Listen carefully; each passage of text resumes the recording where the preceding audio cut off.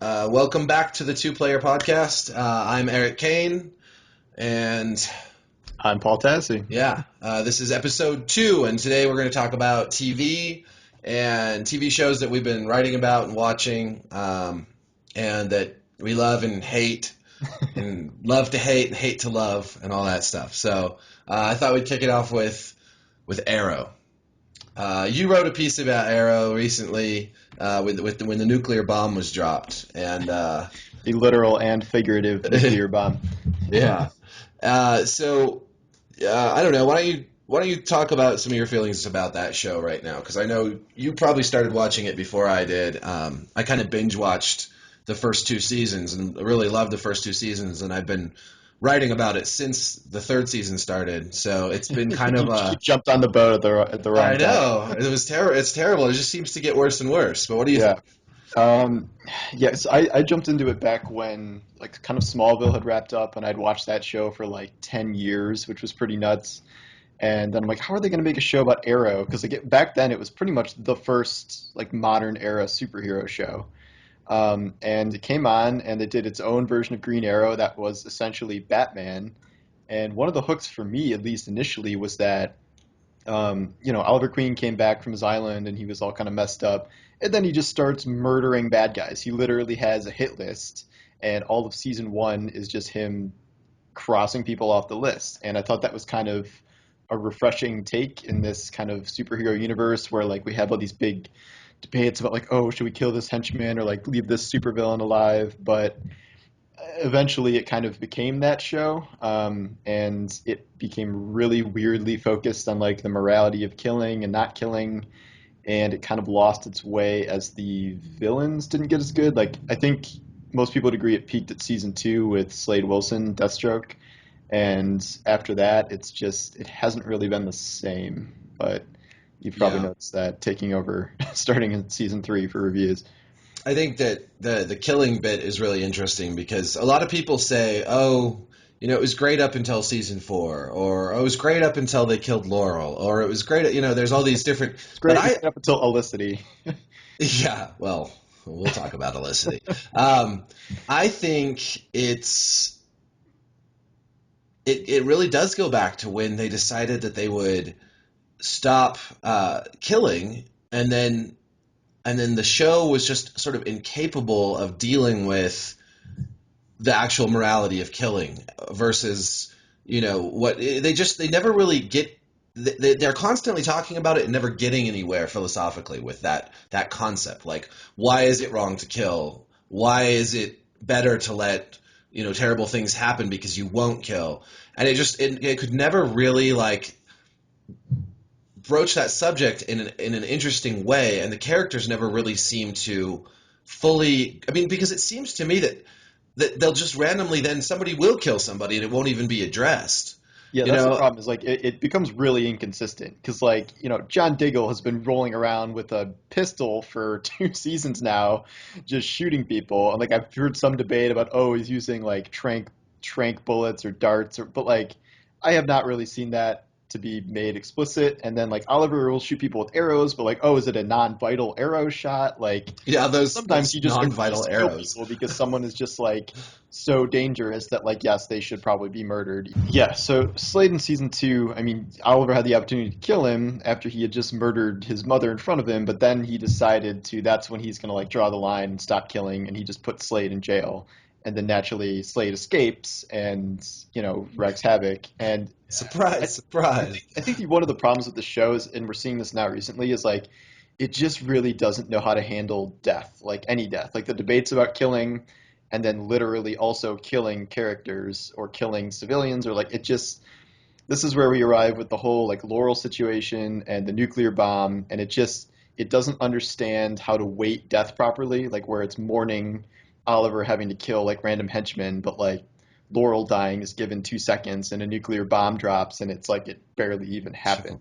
I know. It just so that's where we arrive this week, where we're Yeah, dealing with the no pun intended fallout of that, and there really wasn't any. I mean, not really. Like there was no. even less than I thought there'd be. Like last week, I wrote that okay, well maybe this will be some like big game changing thing in the the Arrowverse that'll have an impact on everyone.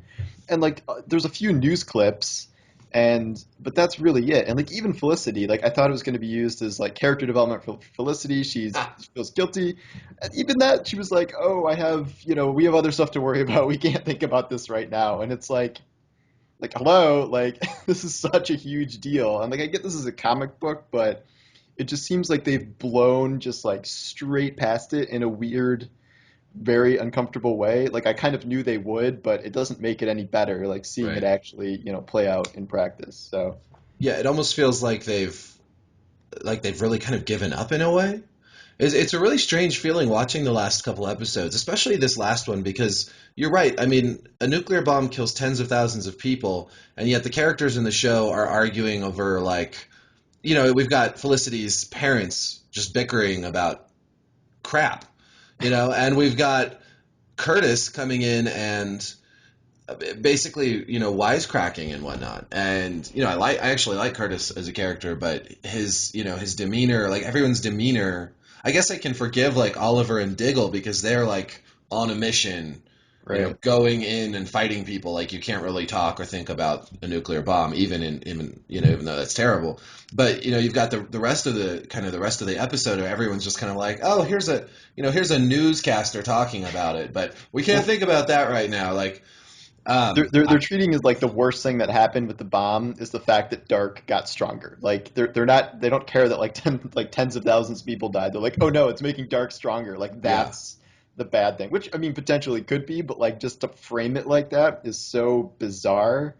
And like maybe if it wasn't like a nuke, maybe if it was just like a really big bomb and it killed like 1,000 people or something, but like just a the thousand. fact that it's a Russian nuke that was detonated on U.S. soil, like I cannot move past that Yeah, and like the enormity of how that should be. And then surprise, it's not. It hasn't been mentioned in The Flash or Legends of Tomorrow.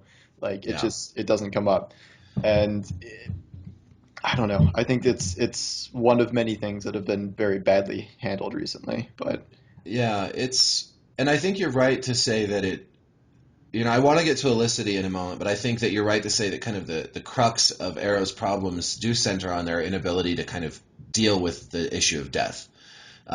Because I mean, I think there have been some good moments also, but I think because they're couched in so many bad and inexplicable ones that it's kind of less impacting. Like, I thought when Diggle had to kill his brother, like that's kind of a powerful moment, but it's so hard to take it seriously at this point yeah, because 'cause it's like, oh, right he's going for to be resurrected as like super, Diggle in yeah, in we'll 6 months see. from now. And we'll see Earth 2 Diggle's brother on The Flash, and and he'll be good. He'll be really good. He'll be Yeah. like, and Earth 2 Diggle will be bad. I don't know. Um, so yeah, because I mean and earlier in the show there was some good ones. Like you mentioned Oliver's mom, Hmm. Moira Queen. That was a really like surprising, shocking thing for me. Like I was, that sucked. Yeah. Like she was an interesting character because she was kind of shades of gray. Like she wasn't so black and white. Or what's his face? His friend, Tommy. Tommy. Yeah. Yeah. That was, these were strong moments. Of course, Well, these are both the they were first three strong moments seasons. because there was no, at the time, like this was back when Arrow was still firmly based in like complete norm. Like there was no superpowers really, Right. except for like Mirakuru and no magic, no nothing. And everything kind of changed when they brought in the Lazarus Pit, and that just became like the go-to thing for everyone. And eventually, like Oliver fake died, Thea fake died, like Laurel, what Sarah died twice and came back, and like at a I would certain say point, Sarah was the first really bad death on the show. When she comes back and then is killed by Thea and Malcolm. yeah, Like that's when for me like death started. I mean, first of all, that was so ridiculously stupid. That whole plot of I mean, what was the point? I still don't get what the yeah, I point don't of that remember. It was like was. he was brainwashing her to kill. I don't. It was very confusing. It was so And then they negated the whole thing by just bringing her back to life at like the end of the season after they'd spent the entire season of like people seeking revenge, and it's like, oh well, she's back. and Yeah, then she's crazy, but then she's cured, and then oh, she's on her own show. And like that was yeah, even ruined because you knew she was going to be on Legends of Tomorrow, like way before they even brought her back. So you're like, yeah. okay, well, here it comes. But It was just so nonsensical, and I feel like that was also like Malcolm Merlin's character has been so just utterly wasted in this show. I think it started kind of then. I think like I thought he was a great villain in the first season, and I feel like ever since then they just haven't known what to do with him. I mean, making him Raj Al Ghul was ridiculous. The whole well, Raj Al Ghul, everything about that was ridiculous. yeah, Um, the whole League of Assassins thing, like this season has not been great with Dark and Hive, but like the League of Assassins was not great either. Like pretty right. much every aspect of that, like the original Ra's al Ghul, like Merlin, like I like Nissa. Nissa's like the only person I really like out of this whole equation. But I liked when Sarah Lance came back to well then it was Starling City, and when she was attacked by the very first assassin that we saw. That assassin was like a pretty badass assassin, mhm. and it was like a really good fight. And then ever since then, that pretty much all the League of Assassin goons are just. I mean, they may as well just be dudes off the street. They just suck. Like, Buddies from Power Rangers, just I mean, Laurel with like 4 hours of training was kicking their asses. You know, like it yeah. just it's like okay. So I went back and I watched a couple of the early episodes when Oliver went in and was going after corporate bad guys. Hmm. And he'd go in and there'd be these crazy fights. Like he'd get beat up really bad and it would, each fight was pretty intricate. A lot of different kinds of arrows being used and it was just him against all these guys and, him getting blown up practically and having to jump out windows. Those fights are intense and really fun to watch. And the Yeah. fights now, I don't know how one show can have so many things go downhill. I mean, character development, fight scenes, uh, romances, bad like villains. Like every villain wants to destroy the city to save the city or something. Like I don't understand what's going on. I feel like they're maybe spreading their resources now among all the different shows to some extent. So like you have people cross working in other shows. And also, I think in terms of the fight scenes, I think it's because they just added so many people to Team Arrow now. It used to just be like, okay, we can have Oliver like, kicking ass through this house in all these different ways, but now it's like six people in leather like doing backflips and like punching people with bows and like and it's too crowded. And I thought the one last week, the best scene of last week was Diggle and Oliver running through the suburb, like shooting arrows and like shooting guns. I thought that's like probably the best action scene I've seen in like a year from the show, Yeah, which is not saying much. But again, there's only two people in that scene, so I think that helped. But like the problem with Team Arrow is they have so many heroes now.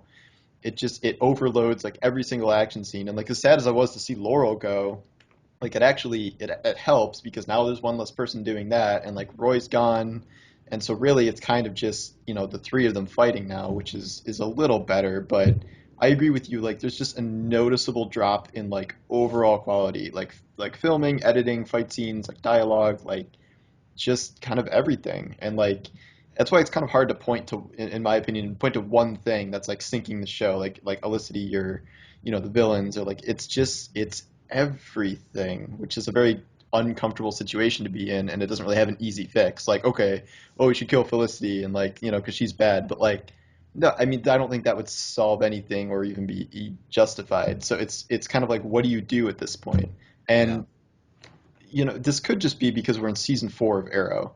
And when you think about it, none of these other superhero shows, Flash is in season 2, like Agents of S.H.I.E.L.D., I think is season 3, like Daredevil, like all these other shows are in very early stages. So it's entirely possible that just over time they'll lose their steam and we'll be like, what happened to, Jessica Jones? Or like, what happened to, The Flash in season 5? Like, it's kind of inevitable to a certain extent. Like I watched 10 years of Smallville, so you can see the quality just go all over the place. But yeah. so Arrow's kind of the test case in that. But that said, I mean, I hope they find a way to kind of bring it all back around and reclaim some of the what made the show great in the first place. And you're right. It is a tricky. It's tricky to know like what will do that because I did write that Elicity was killing Arrow. At one point, I wrote that Quentin Lance was killing Arrow, because there was He's that there he's was not a a terrible time. character. I will say that, but I think Quentin could be, and I think that Paul Blackthorne has done a good job in some of the moments, in his confession to Oliver and in his grief over yeah, Laurel dying. Boy, I thought he put in a really great performance. But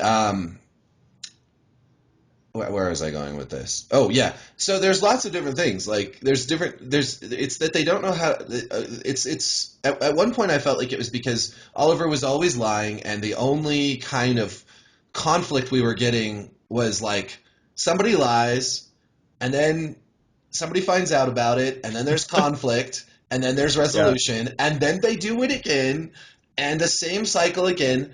And like a lot of Oliver's lies, like, well, okay, it's kind of like if you're going to lie about your superhero identity, great. Let's just stick to that though, because as you said, Team Arrow just got bigger and bigger. It's collapsing under its own weight at this point. So that initial lie was probably a good one. He shouldn't have told everybody who he was. The show would be better if it had a tighter Team Arrow, absolutely.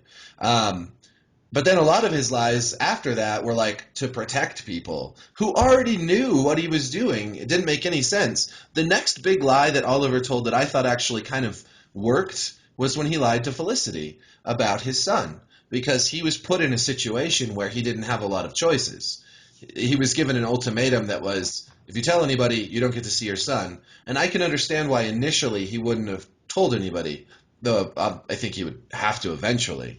So Felicity at that, so this is where I start to think the whole Felicity thing is just terrible, because then of course there's this same kind of drama with Felicity and Oliver, where there's a lie, there's a discovery of the lie, there's the drama and conflict, and then eventually you assume there will be resolution. Um, but it's just something we've seen over and over and over again. And the problem with Felicity isn't really Felicity or Oliver. It's that when you put them together, it becomes this constant cycle of teenage drama. You know, yeah. I and Felicity used to be such a fun character. And back when Team Arrow was small, when it was three people, that was such a great triad, like of the funny hacker chick, uh, Diggle doing his thing, I guess. I've never been a huge Diggle fan, but I liked it. I liked him back in the day, and then Oliver being the Green Arrow.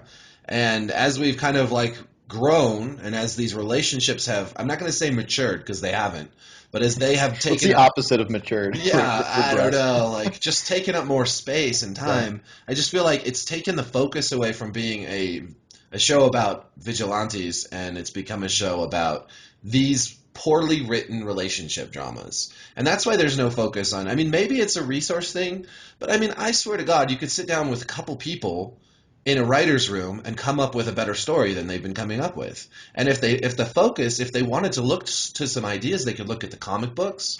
They could do a lot of stuff that in that regard, and then the focus could be on these, you know, gritty heroes doing their job, and that you could still have like some romance and whatnot, but just the amount of time and devotion the show is given to that, the I lie feel like, cycle, the guilt cycle, the yeah, well, right. hopping over to transition to the Flash, this is kind of something the Flash has almost never done.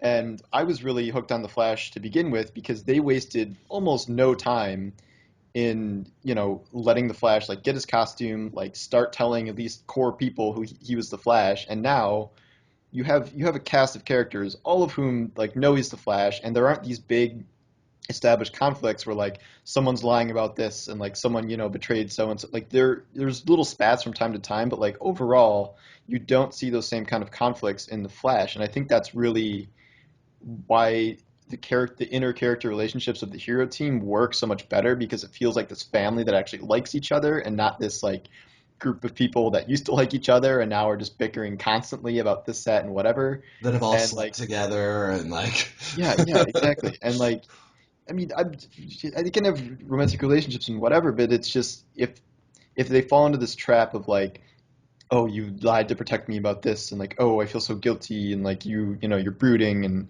it's just something that's never really come across on the Flash. Like even on the Flash, where like Wells was stealing the Flash's speed, it took him one episode to come clean about that and just tell everyone.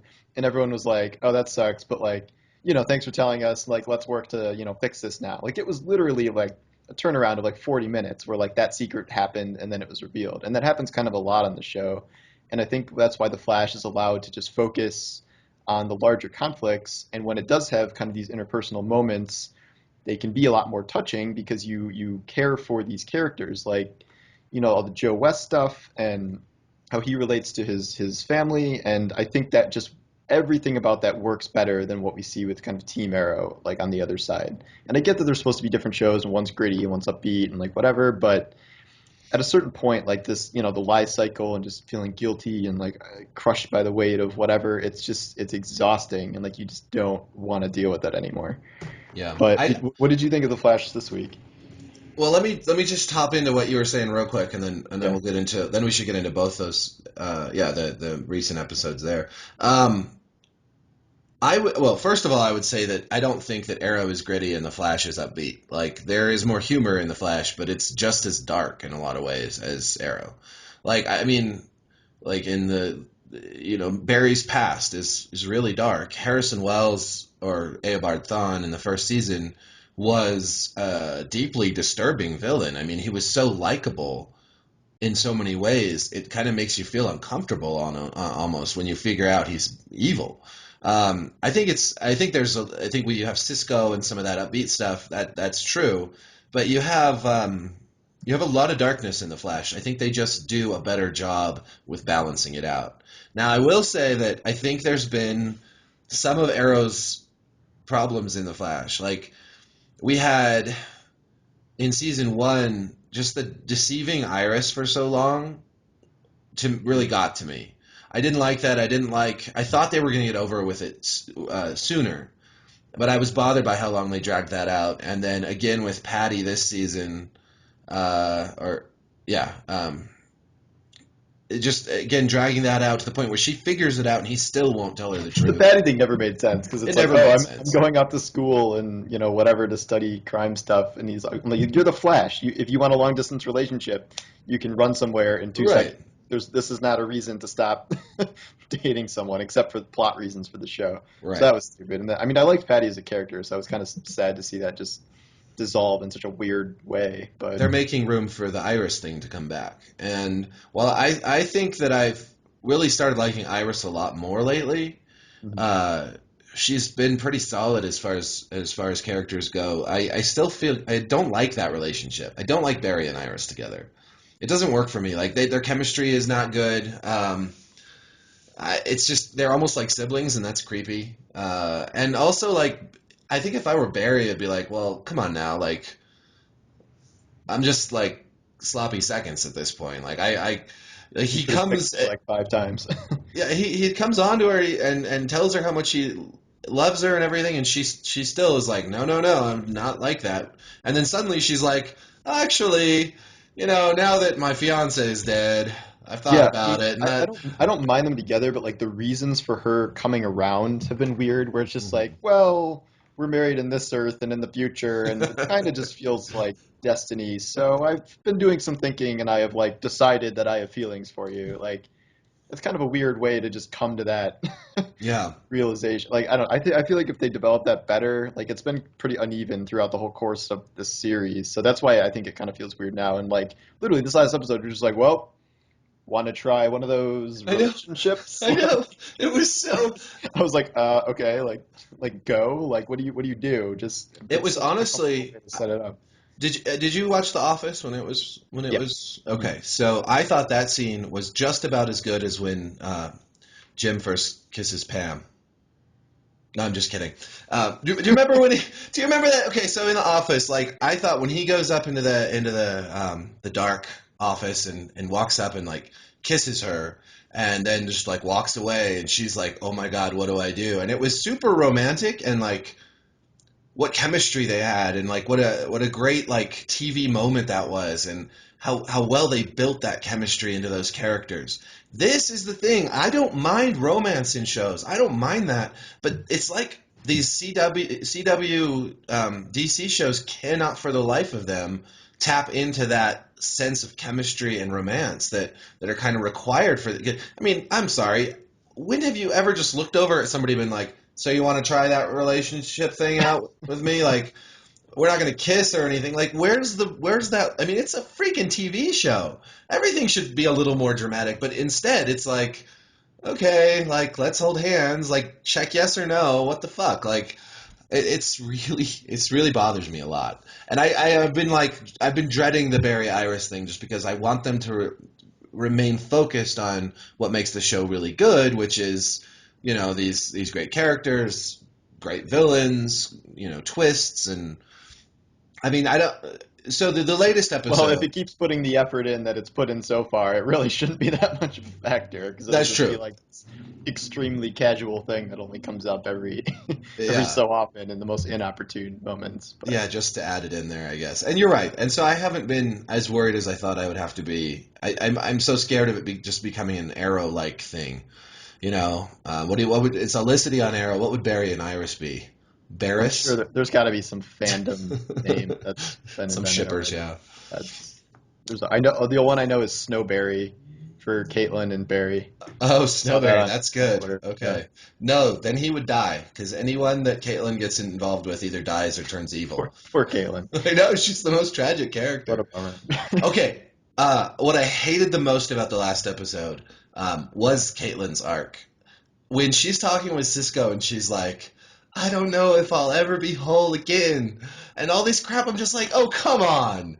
Just show us that you're upset. You don't have to, like, spell it out for the Explain audience. Like, exactly so all the much ways in which you're upset. exposition. Yeah, it's just like, and then by the end, she's like, I think I'm coming back now from the dark side, you know? Yeah, It's I mean, like, they had to do the little like confidence building exercise where she turns into Killer Frost, and I don't know. I mean, so long as it's contained to like that episode, and she's not going to yeah, be like that's shattered true. Caitlyn for another season, I think it's okay. But I really liked the scene, by the way, where they were pretending to be Reverb, and Oh, totally. That was that great. was a great scene. And I And of liked, course, Laurel was better in the Flash than she ever was in Arrow at any oh, point, totally. Yeah, so much better. naturally. So But much better. What do you think about them deciding not to let Oliver and Team Arrow know about the doppelganger?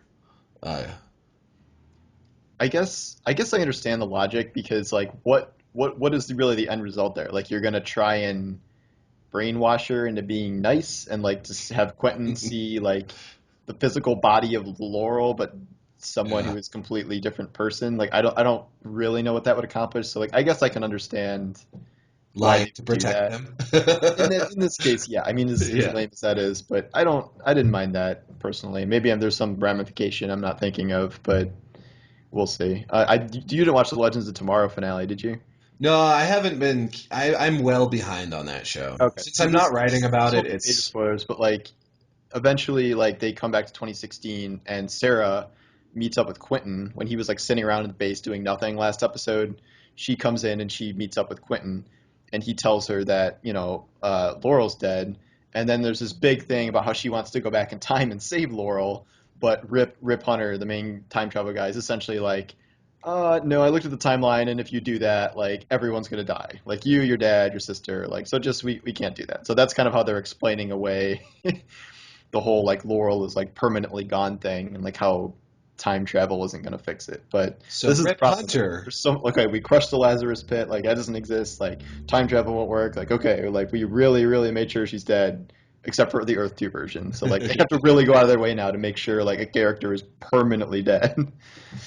But I think Rip Hunter is a real shithead for that because I mean his whole thing was to go save his family. yeah, I won't. Eh, Yeah, I mean, I won't talk about like what happens with that. But Yeah.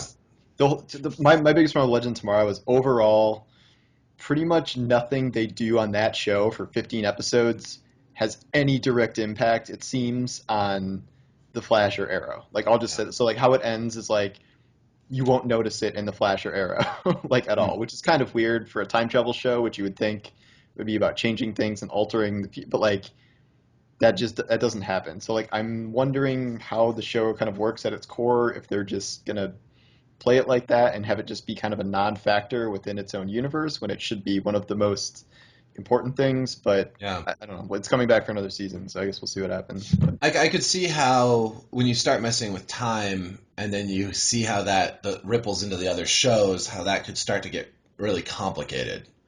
yeah, And so to make it almost like uncomplicated, they're just having it not ripple in the least. Like yeah, it's but just at the same focus time it's together. like, well, if it's a crossover show and everything, that doesn't feel right either.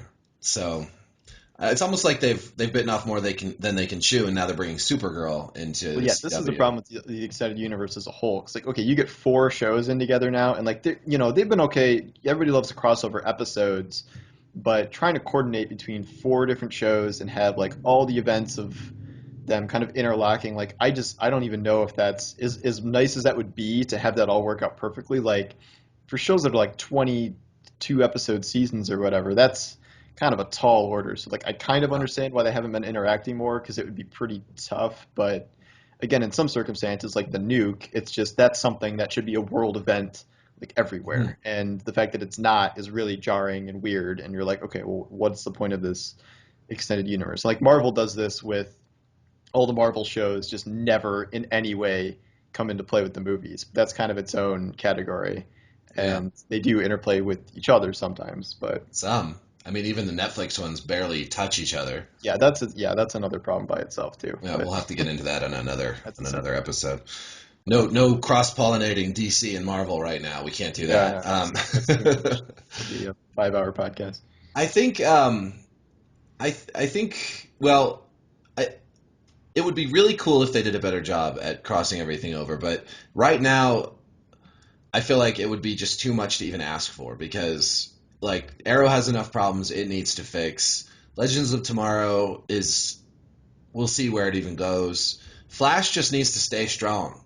Like I don't think season two is as strong as season one, and I don't know how you feel about that. But I think Zoom is a good villain, but not like I don't even know how they could get to like Harrison Wells, evil Harrison Wells levels of Yeah, villainy. well, the problem with this season is they're kind of redoing the exact same thing Hmm. that they did in season one, just not as good. Like it's another super speedster that's like some version of the Flash, and he's a good guy that they trust and who turns bad, and like it's pretty much the same thing, only they're using Earth 2 instead of the future as the setting for it, and it doesn't work as well. Like I think it's okay, and like I really liked Zoom throughout the season. Once the Jake Garrick reveal happened, I wasn't quite as thrilled with it because parts of that still just make so little sense to me that I'm still trying to unravel.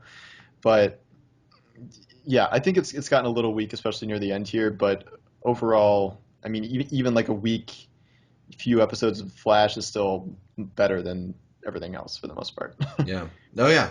I mean, it's still enjoyable. Yeah, there's some pretty big leaps with the whole Jay Well, Garrick thing yeah. that you What did have you to. think about them killing Harry? That's like the big shocker Mm. from last week.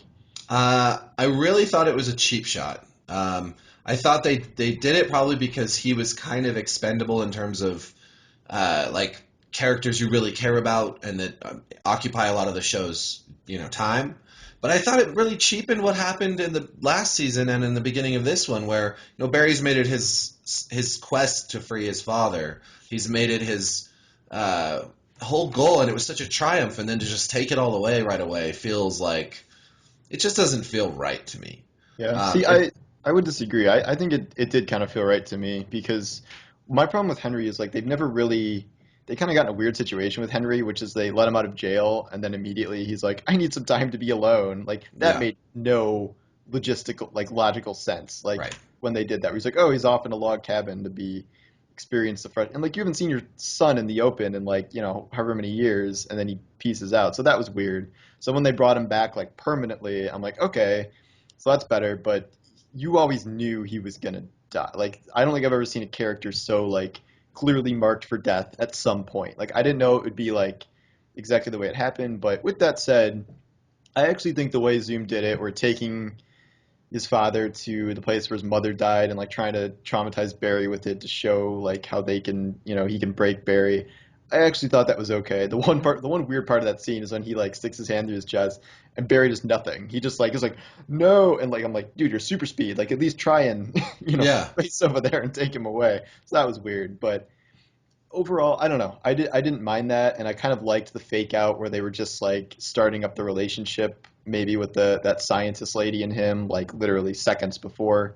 So I really didn't see that coming. Once he took him, I saw it coming, but Yeah, before that, I thought it was the right level of surprise, and I don't think the show really had room for Henry going forward because true. he acted so similar to Joe as just these two father figures who just really want the best for Barry, and like they overlapped, like it's pretty much the same archetype. And I Yeah, think Joe is the better version of that. Like as much as I like, the John, whatever his name is, being the original Flash, and what a cool homage that was. Like I think, Joe West is the better person to stay in that role, where the other guy being around it was either weird that he wasn't there or it was weird that he was there. So like sure. I understand why they kind of had to do this at some point. Yeah.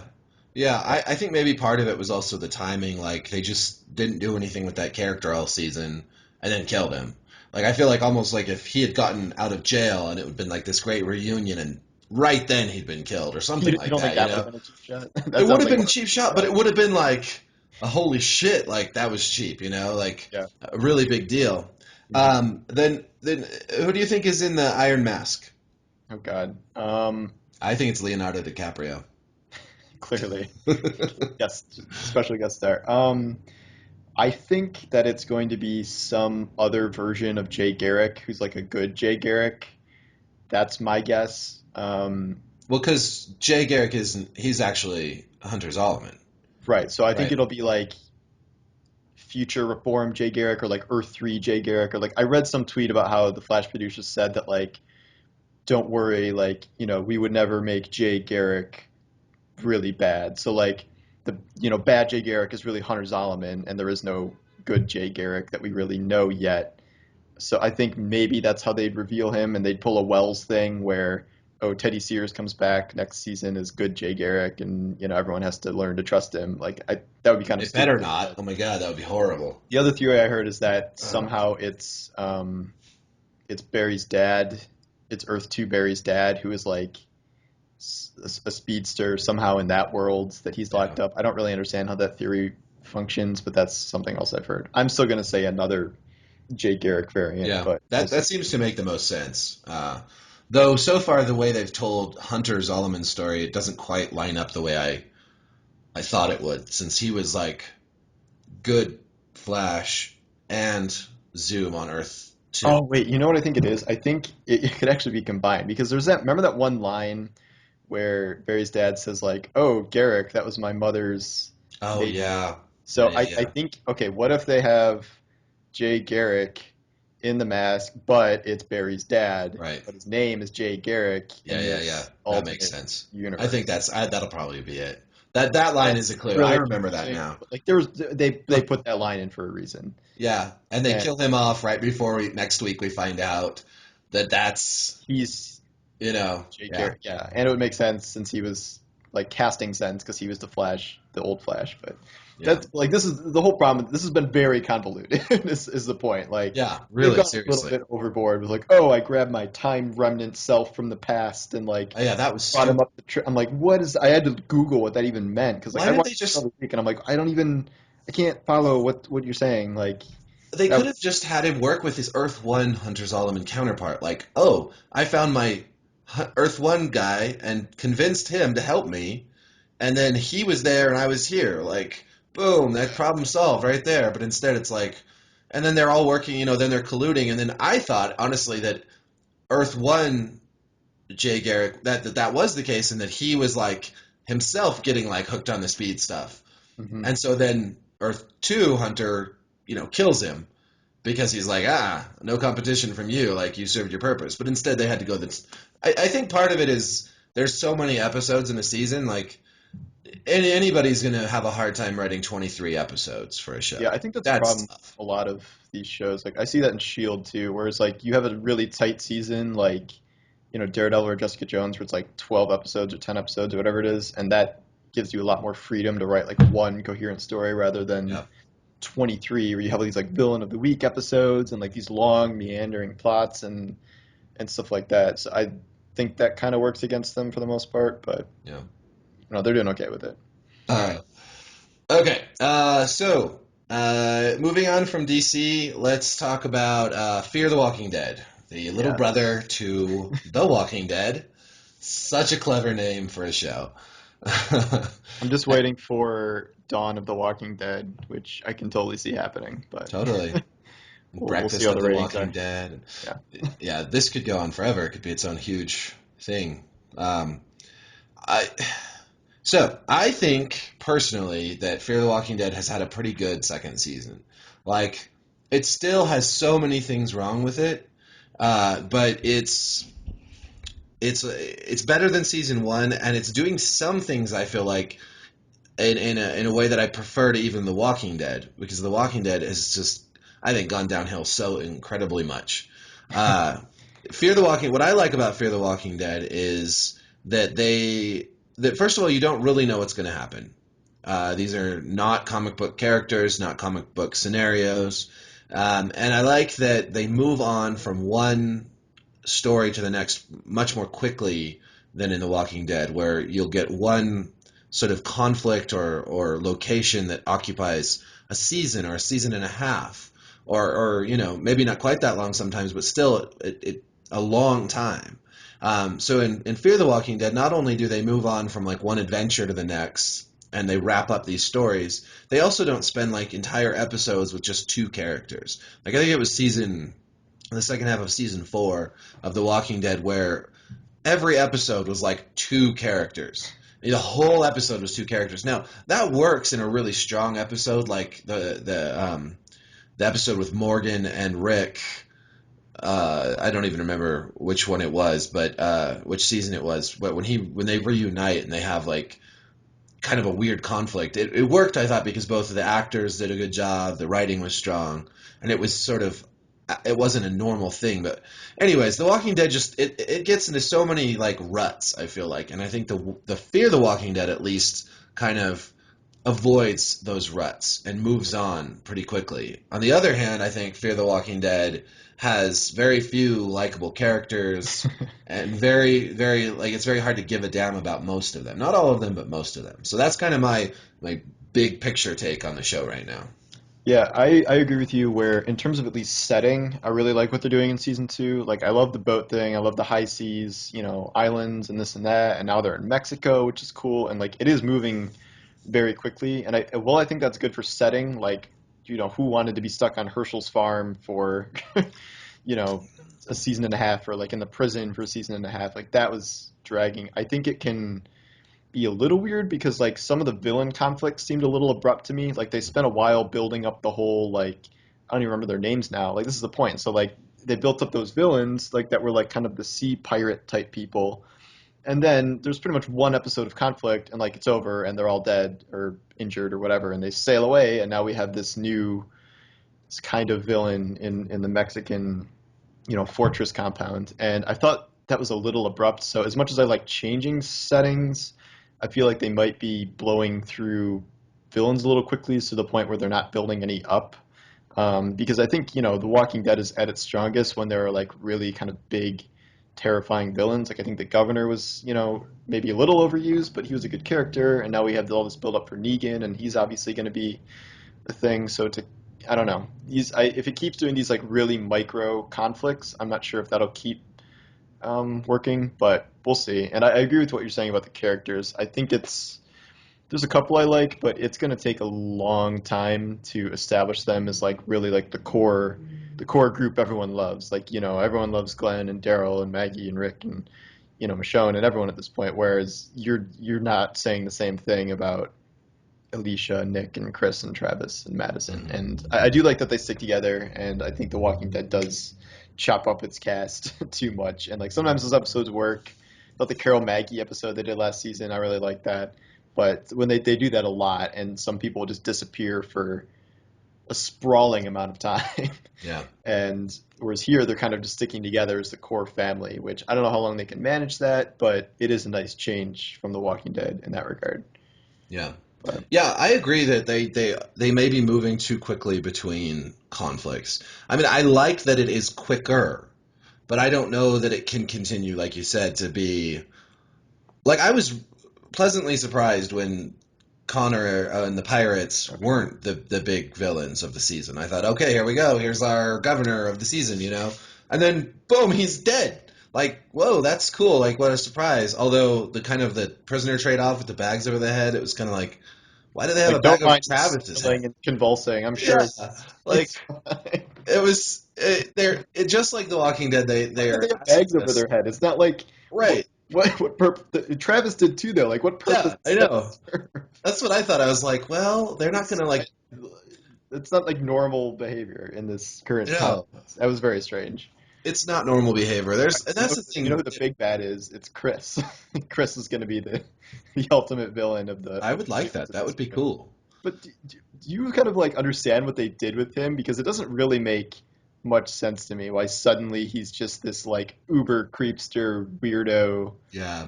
Like I don't understand why he almost let Madison die. Like because he was Yeah. mad at her for like for something, and then like then he's creeping in their room and he just grabs the knife, and then they wake up and And how is there a knife there? I They were mean not allowed to have weapons. yeah, I don't know, but like that was a little too like coincidental to like make him look even creepier. Yeah. But I It just was. It was. I mean, just turn for his character. I've seen the Sunday night's episode already, and I won't give any spoilers away. But Oh, you have those screeners, yeah. yeah, it goes further than that. And I don't know. I don't understand Chris's transformation. I think there's a problem in the Walking Dead universe with character development in that there's just constantly these weird shifts. Like, oh, suddenly such and such character is this way now. You know, like Carol's shift in The Walking Dead to being like anti-killing. Like I could see how that could work. You know, how her transformation could happen, but I also see that happening over like a span of time. But instead, she just goes like full on, like, I can't kill. I can't stay with my friends who I love because I can't kill anymore. I'm going to go off and, oh, hey, I'm still killing people, but I can't kill. And I'm crying a lot now. And it's real. It's not a. I just don't get that. Channeling Oliver Queen. Well, Carol is an interesting example because she was like both simultaneously the best and worst example of character development. Because like over the course of like the first 5 seasons or whatever, like her transformation was like so well done in my opinion because Totally. it took that long, and so then that's why the abrupt shift where it's like, oh, she killed her 31st person, and that's like the That was trigger. it. It wasn't even like anything particularly. I think it was because she killed the wolf, and the wolf may have been turning nice. He was I still an think asshole. yeah, I mean, so that's what I mean. Is like that was like a weird thing. Like I understand maybe if they did that after she had to kill, was it Lizzie? Like because that was a really traumatic thing that happened. that would have But worked. Yeah. this was just like, why is she being like? And then she's killing anyway. So like it doesn't. I just hope they don't really stick with this because it's very Oliver Queen actually. Just suddenly Yeah. like flipping the switch and suddenly It she doesn't was. want to kill anymore. Oliver Carroll.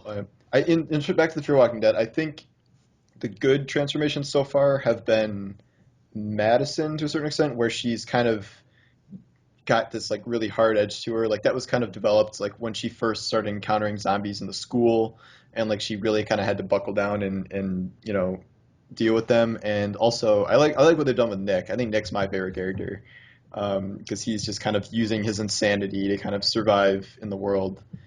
Travis, I think Travis is the most confusing character for me because like is Yeah. he a badass? Like, is he a coward? Like, is he really smart? Is he like an idiot? Like, I don't in any Yeah. any given situation, like I don't really know what to expect from him. Like, if he's gonna do something awesome or if he's gonna just like completely drop the ball and be like a moron. Like, because he's been consistently inconsistent to the point where I don't know what to do with him. And I don't like, is he? I thought he was like the lead, essentially the co-lead with Madison, but like they split equal time among all the characters to a certain extent where he's almost like he's practically a background character like in what would have been like his own show, Yeah. and he's just very very strange character. Yeah, he is. I think your questions are spot on because is he smart or I mean he fixes the boat, like good for him. Or is he an idiot? Like his conversation with the character Alex, the Asian girl, uh, when she's like, "You, you're the one I wanted." If it were me, I'd be like, "Dude, I'm the one that tied you up to the like to tow you. I'm the one that did that. I tried to help you. What are you freaking talking about, lady? Like, he doesn't defend himself or anything. Like, it was Strand who cut the thing. It was Travis who tried to make it work. Like, it just Yeah, doesn't he's like, make I any feel really sense. bad about it. I'm like, well, you didn't even do anything. Yeah, Like, you just tried to help. Like, why do you feel so bad? Like, the whole Strand cutting the rope thing is probably my least favorite moment of the season. it But was I really really weird. hope they don't just abandon the Alex character because that's like really Uh-huh. because they set that up pretty well in the whole like shorts thing and like just to have her be like a guest star for like an episode and a half is kind of lame. And she was the most interesting character I thought they've like introduced since the start of the show. So Yeah, she was maybe super. she's Well, gone her now and because they Nick, left her like way probably. the hell behind. But Yeah. Um, I really thought she could be an interesting addition to the cast for sure. It was yeah, very strange to just. I mean, the show basically cut her loose just as much as Strand did.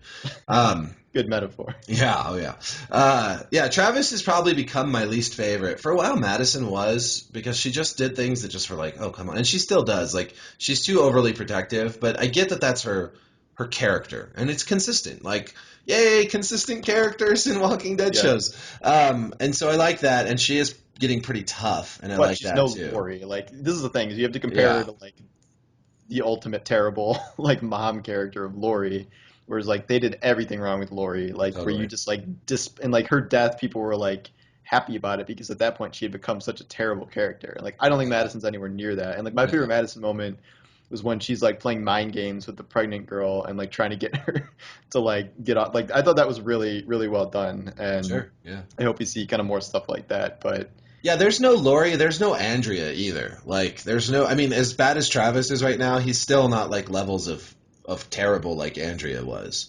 I mean, that was my first death on The Walking Dead, where I was just like, yes, like, yeah, uh, well, but the problem with that was like, because have you read the comics? some of them, not many. I know Andrea was Yeah, a because much she's like different such a great character. character in the Yeah, comics, and then just what they did to her, like over the course of even just one season, was just like a travesty to the point where, yeah, I mean, you were like rooting for her to die because of all like the dumb stuff she did, which is a they really run her bad through. situation to be in, and like you never really want to do that for a character that's supposed to be a hero. But like, I think that so this is where I think like Fear the Walking Dead is at least learned to some extent, where they know how to not create these like ultra hateable characters that you're not supposed to hate. You know what I mean? So like you Yeah, kind of hate Strand to a certain extent because he's like kind of shifty, but like he's supposed to and be. Yeah, has he's supposed to be secrets. a Like shit. yeah, but that means he's doing his job well as a character. Whereas like if you just hated Madison or even Alicia, like Alicia is a character who I think could fall into that trap, but I think they've done a good job of letting her not do that. Like they almost did it where she was like pretending to like that dude, the pirate dude, and then Yeah, escape. But then she was just like, "Screw you! Like I'm escaping. You're crazy." And that dude I was thought that was a good moment. crazy. I thought that was a good moment for her character. Whereas like Andrea would have been like, "Come with me, like please." Like Yeah, and then the other big difference is that Andrea was in her late 30s or early 40s. I don't even know. Like that character was a grown woman, and Alicia is supposed to be like 17 or something.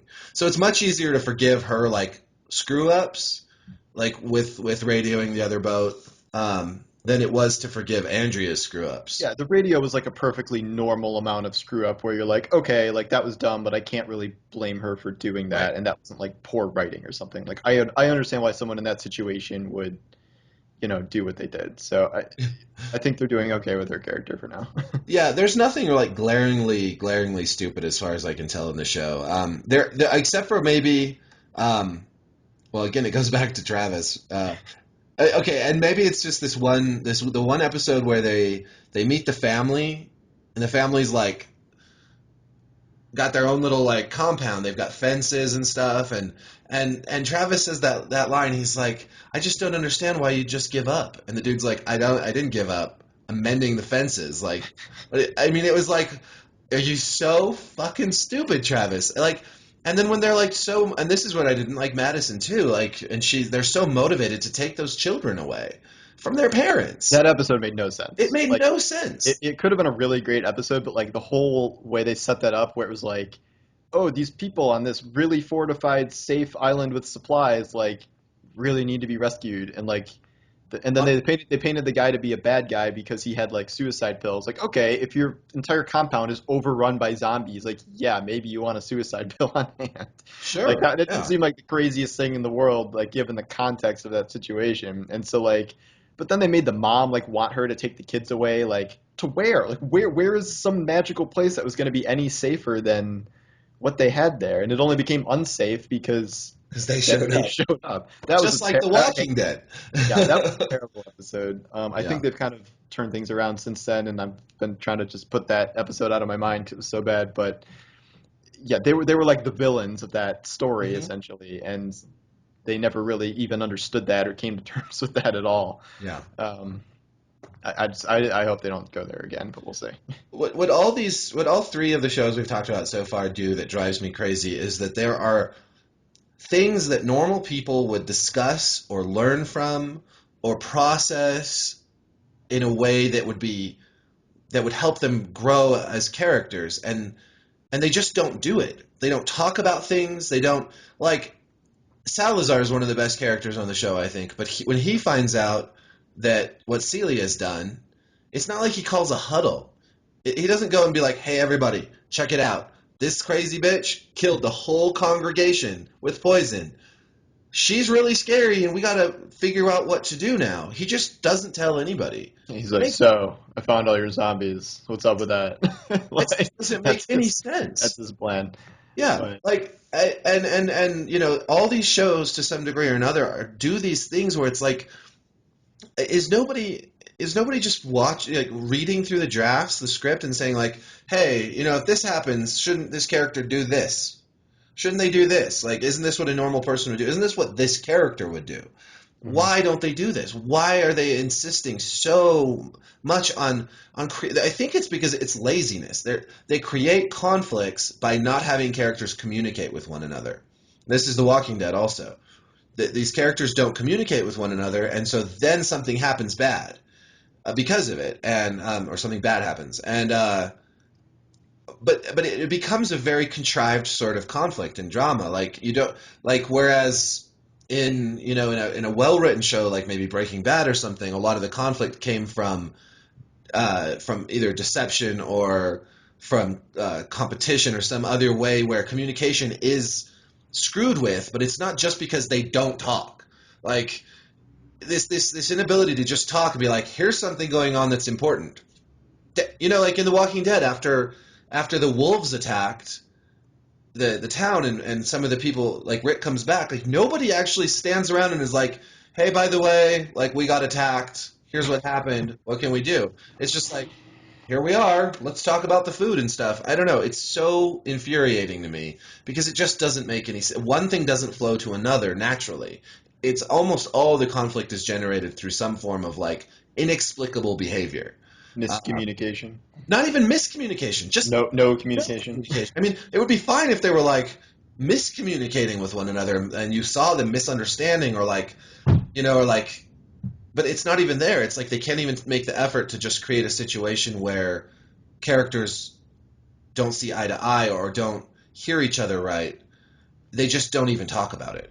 And Yeah. even in Captain America Civil War, I thought this happened to some degree. Like they come in and tell the Avengers like, look at all these horrible things that happened because of you guys. Like, look at this city falling and the aliens invading. This is your fault, and we need to regulate you now. Nobody says, by the way, that was actually because of this and this and this, and we were helping. No one defends themselves. Even Captain America, who doesn't go along with it, never once says, "Are you freaking kidding me?" Like, who doesn't defend themselves who doesn't discuss the issue at hand when that's the issue at hand?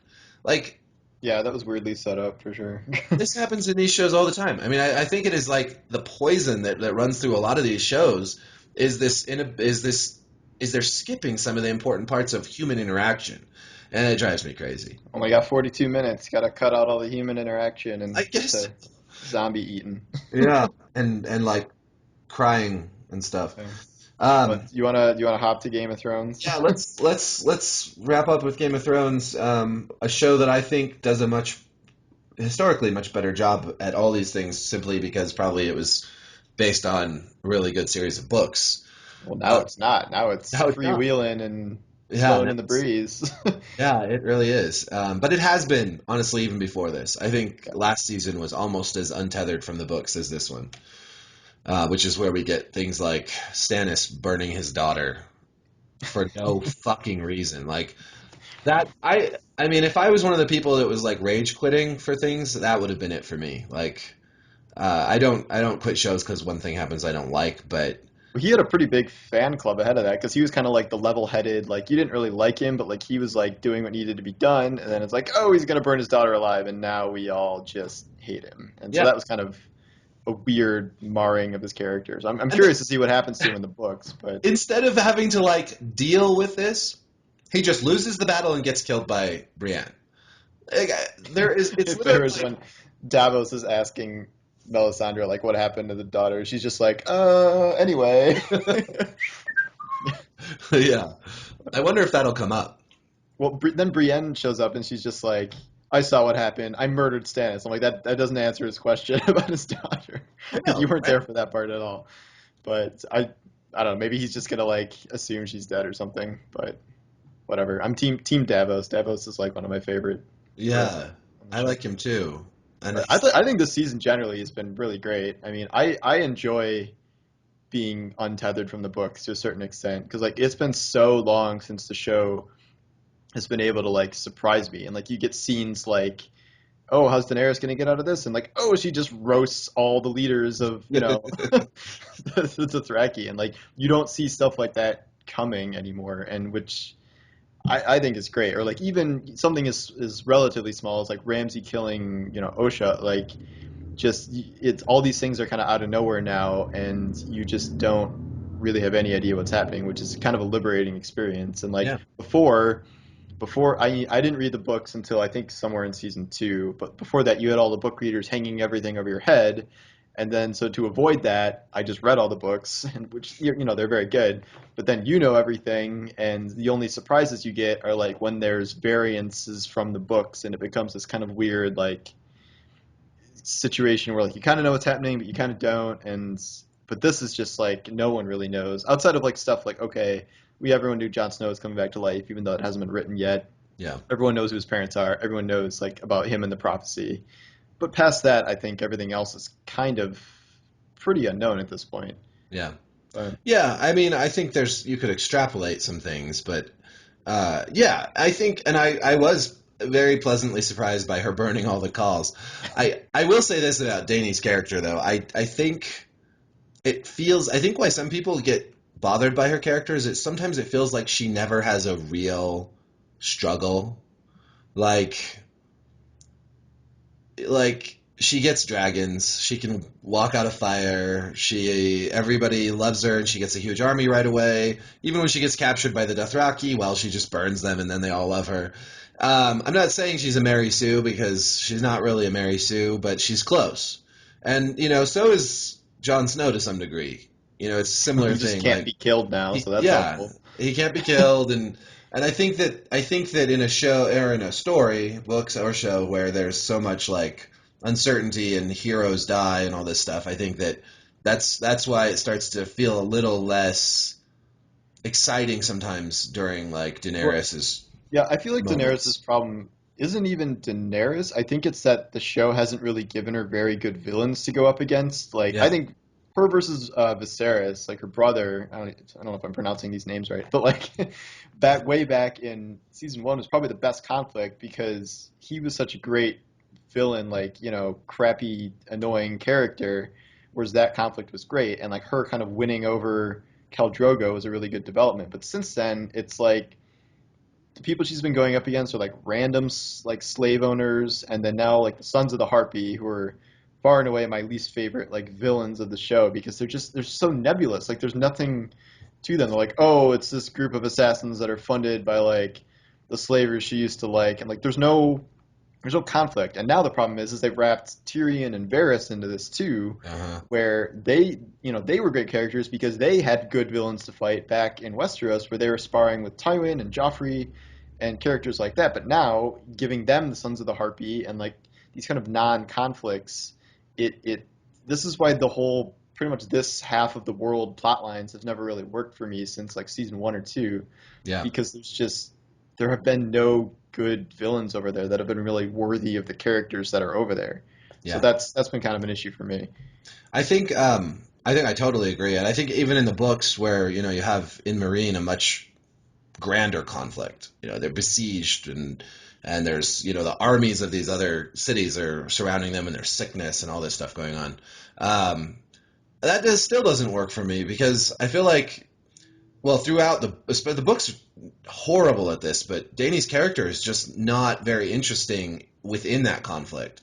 She's always, I don't know. It's like she has sex and she talks about how she's just a young girl and all this. It's just it's not a great hero trajectory for her character. I feel like I always thought, like, I agree with you. Her interaction with her brother and eventual, like, freeing herself from him, freeing herself from Khal Drogo also, was sort of this great development of her character from being, I mean, she's like a 13-year-old girl in the books, but from being just a innocent, naive, helpless thing to becoming more powerful and confident. But I feel like she then needed to go on some sort of adventure.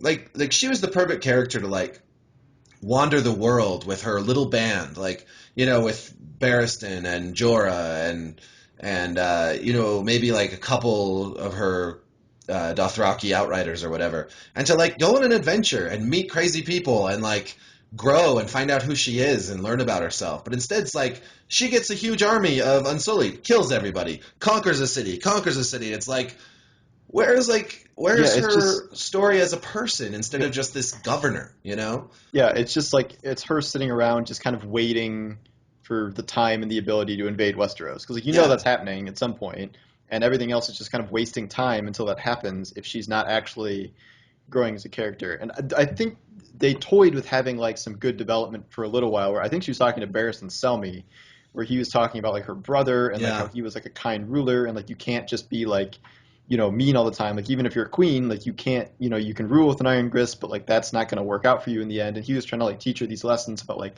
how to rule well. And then Tyrion showed up, and he was supposed to teach her that, but now she's gone.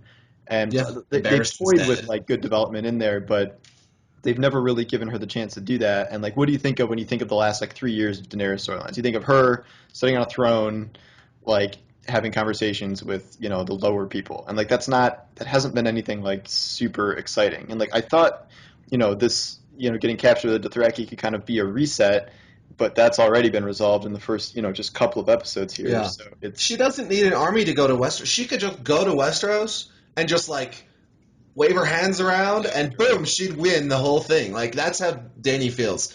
There's no real struggle for her character. She's always conquering. She's always in charge, and that's sort of like, once you've hit that peak, like, she wants to be queen of Westeros. Well, she's already, like, queen of, like, all kinds of people, like huge hordes of Dothraki and the Unsullied and everything else. Like, you don't really get much. She's plateaued ages ago. She's plateaued as a capable ruler, and all these things. Like, there's not much space for her character to grow, and that's really unfortunate, I feel like, because a lot of other characters really do have room. Like, we don't know what's going to happen with Arya, but at least, even though it's been a little dull this season, at least we had, like, her going from being a little girl to being someone who will, like, stab a Kingsguard to death because he's a sick bastard, and we see, like, this growth of her character going from an innocent, naive girl to, hopefully a hardened, badass killer.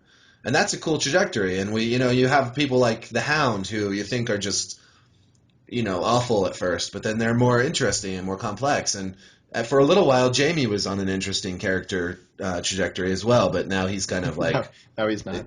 now What do he's you think not. of? So, how do you view Cersei now? Like Cersei and Jamie, I guess, because like I read about this before, where it was like they've turned so many villains into like good guys at this point, or Hmm. like relatively good guys, that it's like the whole Lannister family was like the main antagonist of the show, and now the bad Lannisters are dead, and it's kind of like only good Lannisters, and so like that conflict at King's Landing is like it's kind of weird because I don't really even understand who I'm rooting for or not rooting for. Like I think I'm on Cersei and Jamie's side, and like I'm even on the Mountain side now, I guess, because he's an awesome Yeah. rage zombie. But like you're not, you've never not liked the Tyrells. I don't think like you were supposed to be supportive of the Tyrells for a long time because like Lady Olenna killed Joffrey, and like I don't think Marjorie or Loras has done anything particularly like we're bad where you should hate them.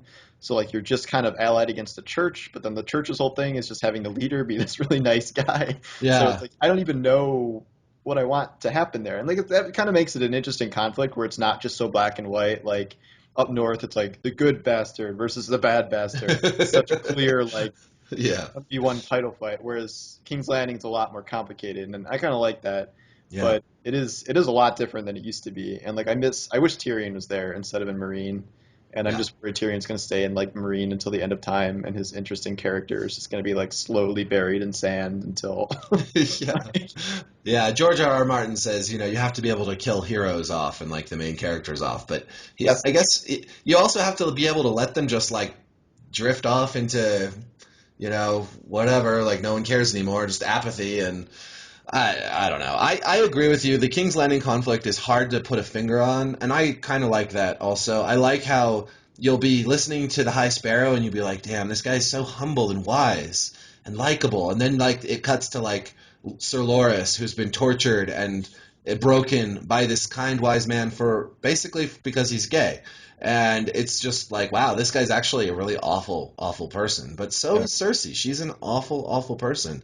And it's so different from the books now that I don't even know what to think. Like, I mean, like, King's Landing is a little similar to the well, books, I but think. Varys is there in the books, and he has Varys is a just murdering people. Like I don't think well, he that's has going to a happen, yeah. I mean, but like things start to get like a little more stable in the books in King's Landing, and then Varys is like, nope, not gonna let that happen. Like, so I don't know. It's hard to know because yeah, that conflict between the Lannisters and the Starks is gone.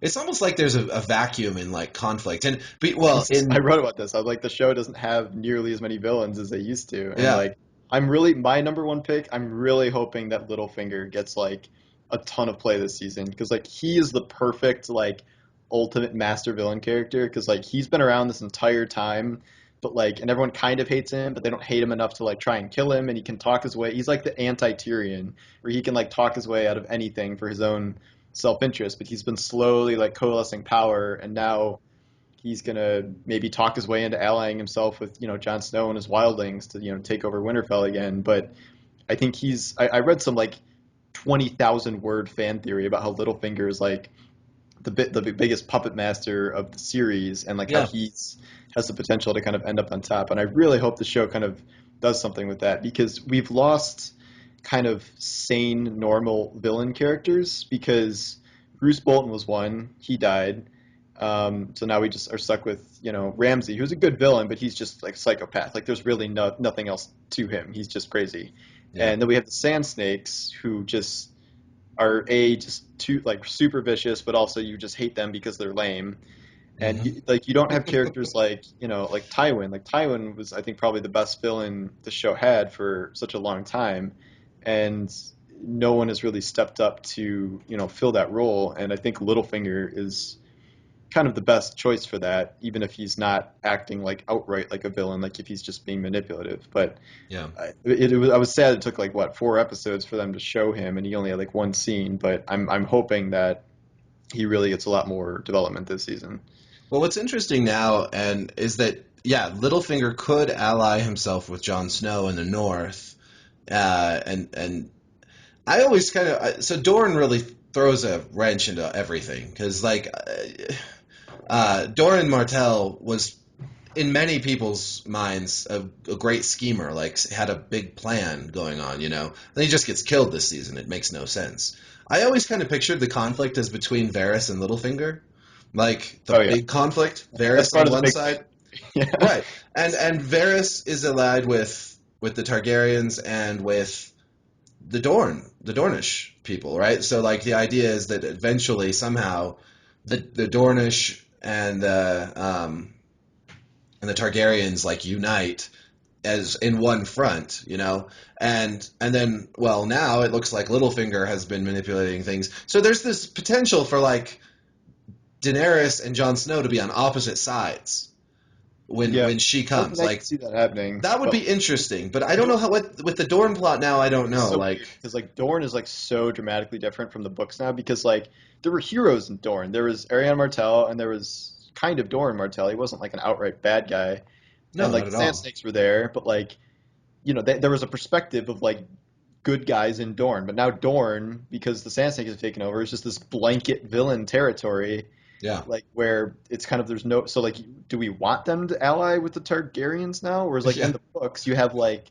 the lost Targaryen heir like sailing over there to get allies now, a Yeah. character who has probably been cut entirely from the show, I would Yeah. guess. Definitely. And so like that is an entirely new dynamic. So like this is why you kind of think like the show and the books could have like dramatically different outcomes at this Yes. point because like George R. R. Martin always talked about like the butterfly effect, like change one thing and but like we're at a point now where like there are major structural differences between the two now where one nation is like was like an ally and now it's a complete villain nation and it's like a huge chunk of the story and you kind of wonder how that's going to be able to play out, but I'm curious to see it, but Well, and also they're a villain nation to some degree, but they're directly in the conflict with the Lannisters. So now you have the Lannisters who are villains, the Church who are villains, Dorne villains, and then the Tyrells who are kind of just like, wait, what's going on with the Tyrells?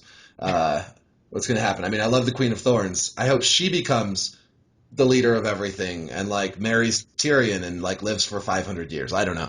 But yeah, it's hard to know like where. Okay, and maybe that's good. Maybe it's good that we don't know where all the yeah, chess I mean, pieces are people going. say like, I mean, that is in effect part of the appeal of the show, where it's not so black and white, and you don't know where everyone stands, and like these characters are shades of gray, like to some extent, and I do think that is a benefit, and like fundamentally it's good because we get to have these conversations like this and guess at everyone's motivations, and like surprise, that means they're well written, interesting characters Right. that we're Totally. able to have this kind of conversation. So I think, yeah, I mean, things are confusing, but like overwhelmingly, the show and the books just do such a great job of just this elaborate tapestry of characters where you just care so much about the eventual outcome to the point where few other pieces of media can even replicate that. And like Yeah. everyone loves Star Wars, but like Star Wars fundamentally has like a fraction of the complexity of like what we're seeing in Yeah. here in terms of characters and stuff like that. So I think it's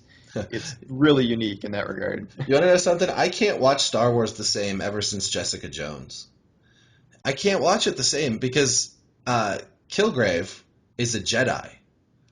I mean, basically, all he does is do Jedi mind tricks on people. And now, whenever I see Jedi's doing that shit, I'm just like, oh no, that is messed up. Like these are bad guys, and I really it's made me start to think like more seriously about Jedi's being covertly being villains. But I this don't know. the problem is like I understand that argument and like I agree with it to some extent, but like the problem is like Star Wars is still fundamentally it wants to be this broadly appealing thing, so Yeah. they're always going to have this like Sith is bad, Jedi are good art like structure, and But like would it have been interesting in the prequels if they'd really challenged that notion? oh, it absolutely would That's have what they been, yeah, try to do. You know, they yeah. try to say, oh, like, well, Anakin goes over to the dark side because the Jedi's are so screwed up or whatever. But it They wouldn't never. let him like be married and have a family. Like, oh no, like what horror? Like Now I have to that kill all like these children. I mean, yeah. but they could have done it. They could have made it really interesting. Well, and that's why, yes, that is the appeal of Game of Thrones is that they take these ideas of like brave knights and kings and queens and chivalry and all that stuff. And to some degree, it really is true. But on another level, it's a big facade and it's a lie. And it just and everyone's human, and I love that about it. Yeah. Um, and I guess we'll see more on Sunday. But I think that's a good place to wrap Yeah, probably. for now. So yeah, thanks for watching. It was a fun conversation, and next week we'll be doing video games again. Yeah. So, all right, Thanks for cool. stopping by. Peace. See ya.